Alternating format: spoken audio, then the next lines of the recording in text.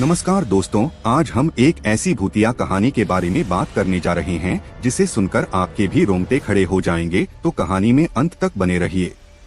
कहानी शुरू करने से पहले एक निवेदन करना चाहूँगा कि अगर आप हमारे चैनल पर नए हैं तो चैनल को सब्सक्राइब जरूर करें। आइए कहानी शुरू करते हैं।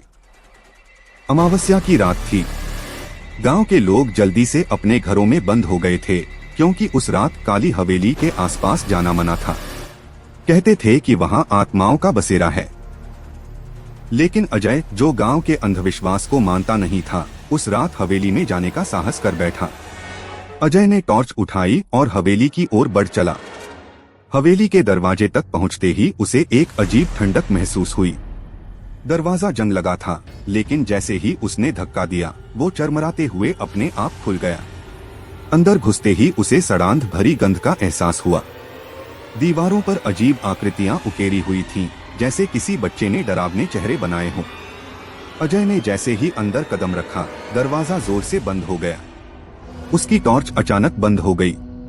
अब चारों तरफ अंधेरा और सन्नाटा था। तभी एक धीमी सी आवाज उसके कानों में गूंजी, जैसे कोई नाम लेकर बुला रहा हो। अजय, अजय। अजय ने पलटकर देखा, पर वहां कोई नहीं था। डर के बावजूद उसने अपने कदम आगे बढ़ाए। एक कमरे में उसे फर्नीचर उल्टे सीधे पड़े दिखे। तभी खिड़की जोर से बंद हुई और तेज हवा चलने लगी। उसने देखा कि दीवार पर खून से लिखा था, यहाँ से भाग जाओ वरना मर जाओगे। अजय को लगा कोई मजाक कर रहा है। उसने खुद को संभाला और एक और कमरे में गया।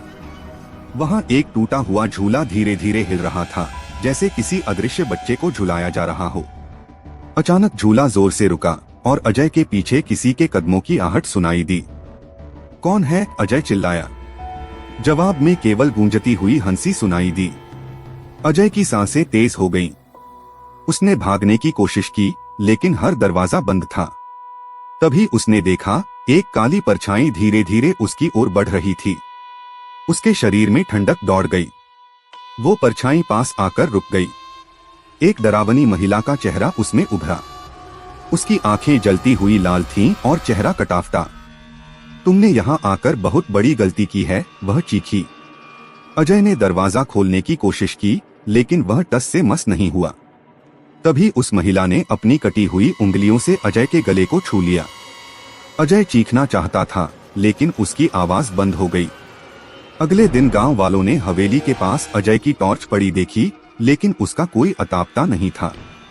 कहते हैं, आज भी काली हवेली में अजय की चीखें सुनाई देती हैं। वहां जो भी जाता है, वापस नहीं लौटता।